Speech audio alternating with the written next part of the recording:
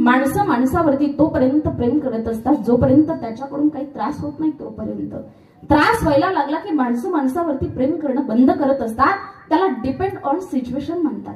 सांगू तुम्हाला कसं? माणसं माणसावरती प्रेम गरज आहे तोपर्यंत करतात. एखाद्या बाईनं रोज सकाळी उठून नवऱ्याला डब्बा जर वेळेवरती केला तर नवरा काय म्हणतो, काय माझी बायको गुणाची, माझ्या बायको सारखी बायको अख्ख्या कळस गावात नाही.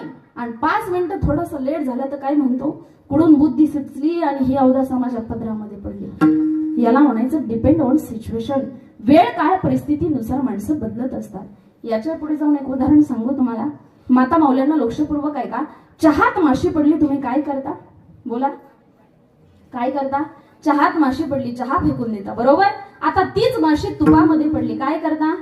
तूप फेकता का माशी फेकता? नुसती फेकत नाही, आधी चोखता आणि मग फेकता. याला म्हणायचं डिपेंड ऑन सिच्युएशन. वेळ